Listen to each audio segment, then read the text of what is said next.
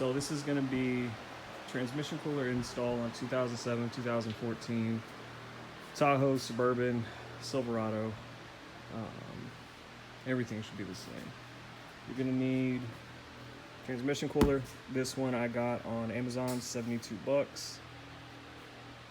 Seems pretty solid, good reviews. I got it in black. Not sure if any of that helps. Comes with a bunch of things though. Of course, none of them are in there because I set them out to the side. These things, I ended up getting black ones. They just make your basic lines look like AN lines to a certain extent. You're gonna need about 7 foot of 3/8 transmission line, basic pry tool, Phillips head, another Phillips head, torch, drill with 10 mil. I put an extension just a little bit easier to work around with. 1/2-inch wire limb. This right here. You take and you basically slide down over this. Burn your ends every time you cut it. Get down to the end. Tuck it underneath these guys and makes it look a little bit cleaner. But let's get those 6 out and go from there.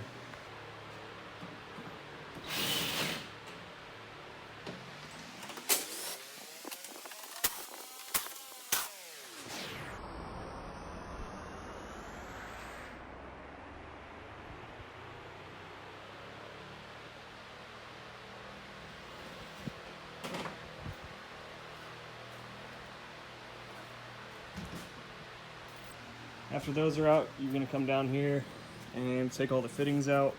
Comes all stuff like that, Phillips head, little pop screws. Some have more than others at this point. And these are what came out here. Oh, there's 2 more of these guys hiding under here.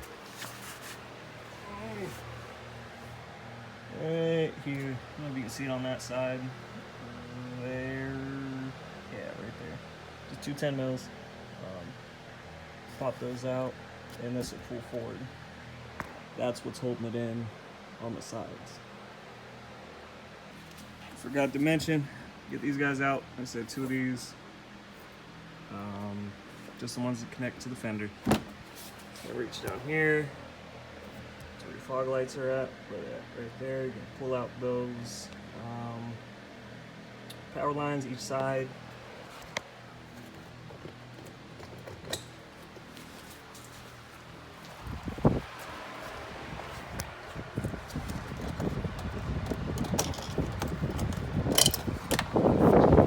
These guys, here's themselves. Grab them. Little pull, little wiggle.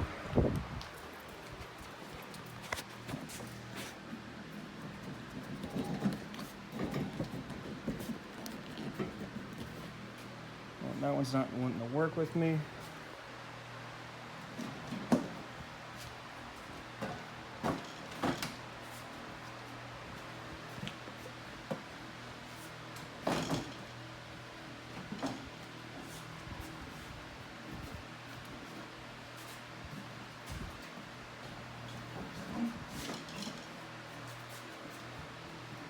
Foam basically wedges itself in there, helps it hold in place.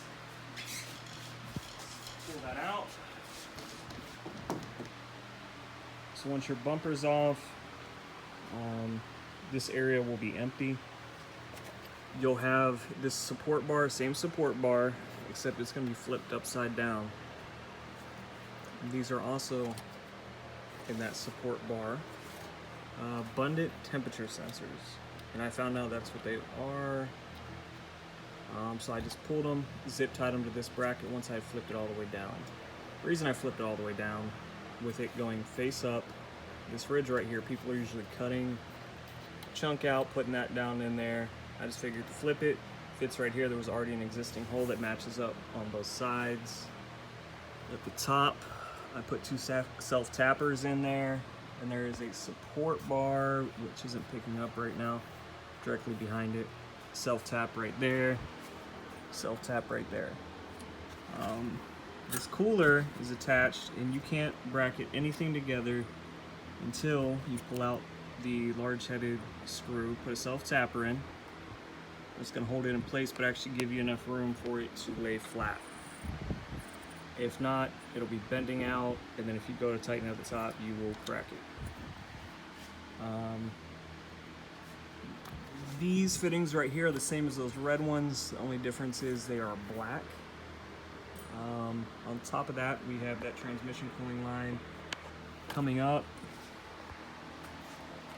over here, goes back behind here. Well, actually, as funny as it sounds, in here, comes over, comes down, comes out right in here, over, around, back into this area. I will use a flashlight so you can actually see that. Let me grab that real quick. Alright, so I'm gonna go ahead and apologize for the music. I live in a downtown area. I forgot to do this before I left the shop. It's Friday and they're blasting music everywhere. So let's get to it. This right here is coming out of your radiator. There's a barb that I bought off Amazon. I got 2 of them for 10 bucks. That barb comes out. Your line coming out of the cooler hooks up to that right there. Then the hard line that comes into that port from the factory, pull out and put your other line on for your trans cooler. That's simple.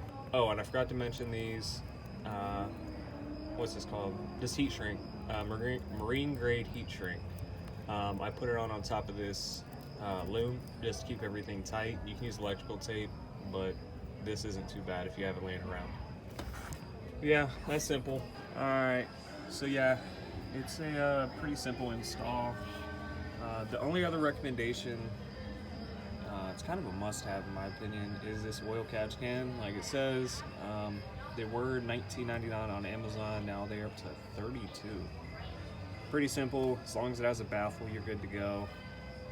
2 lines, 2 vacuum lines, one running to the back of the valve cover, other one goes to the top of your intake manifold. Pretty much it, but I get about right in there, about 4 ounces every 1,500 miles or so. So definitely saves things. And people say do the valve cover update, you can, but at the same time you're still gonna run into the same problem.